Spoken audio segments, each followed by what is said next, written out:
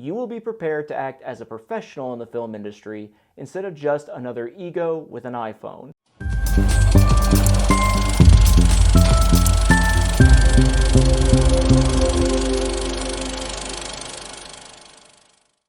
So you want to make it big in the movie business. That's hard. But the only thing you have at your disposal is an iPhone? Guess what? That's even harder. But technically not impossible.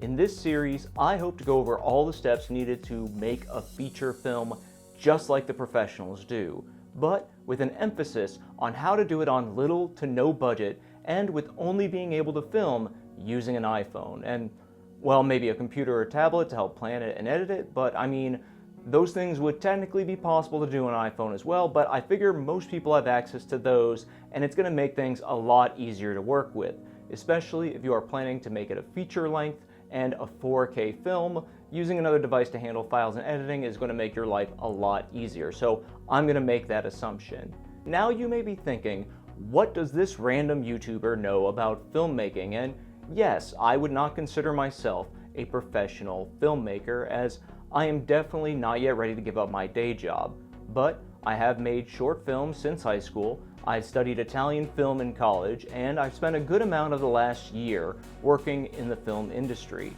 where I've had first-hand experience seeing the process from start to finish in both film and TV, with production costs ranging from absolutely nothing to tens of millions of dollars.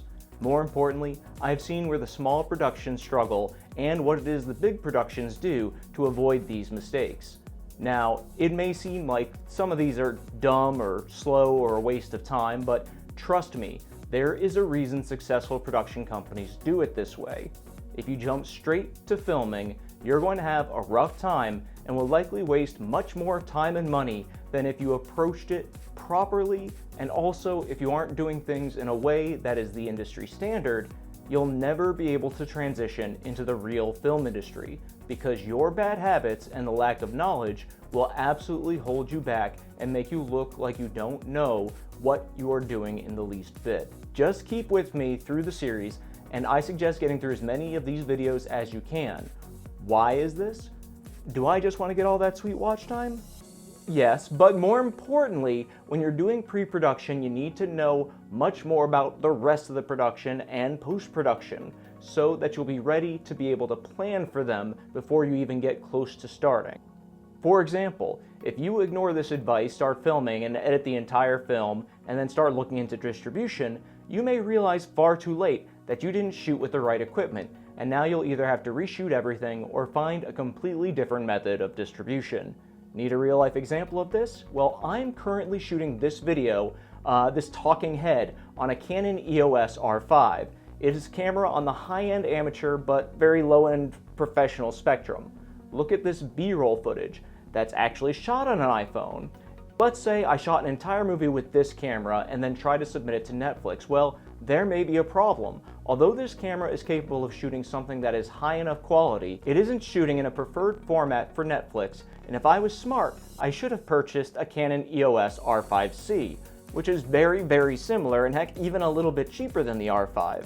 So what's the difference? Well, mostly the R5C has slightly different software to support professional video formats, and some adjustments to make it easier to shoot in 8K at a high frame rate. Other than that, the two cameras have very similar features. But if I knew that was likely to make a make or break difference in terms of distribution during pre-production, I'd be able to switch out cameras and save the headache of trying to get Netflix to make an exception for me so I don't have to completely reshoot my movie. So in essence, watching and learning from these videos should be part of your pre-production, as the more you know about the process of filmmaking as a whole, the fewer pitfalls you will get into because you weren't even aware that something could be an issue until you hit it. Be patient, we will get to the fun stuff eventually.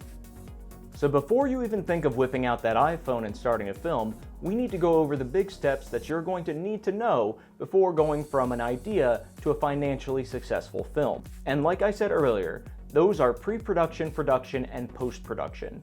Pre-production involves all the planning that is done before any filming starts, and I can't emphasize this enough, it is the most important part of filmmaking. Why is it so important? Well, this is where you're going to plan out everything from start to finish as much as you can. The whole point of pre-production is to look forward and find issues before they are a problem, and to then adjust or to even scrap a project while it's still cheap and easy to do so.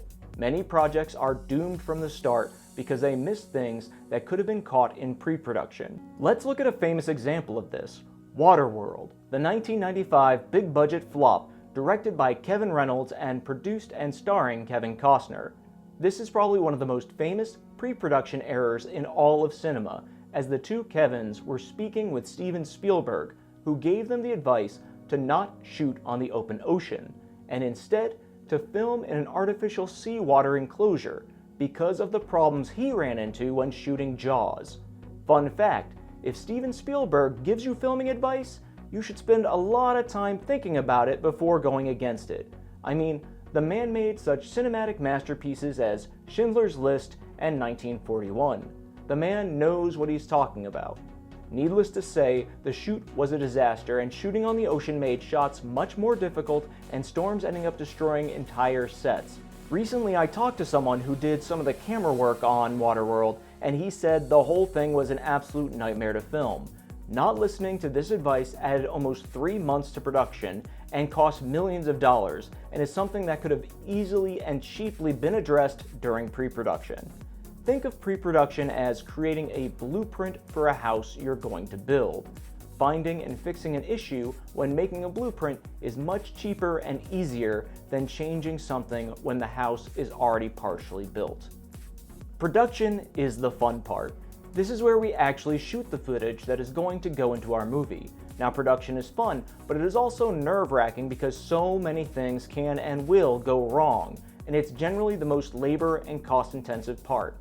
On a big-budget film, one day of production can easily cost hundreds of thousands of dollars, and even on free productions, these days are usually the most labor-intensive and the hardest ones to coordinate.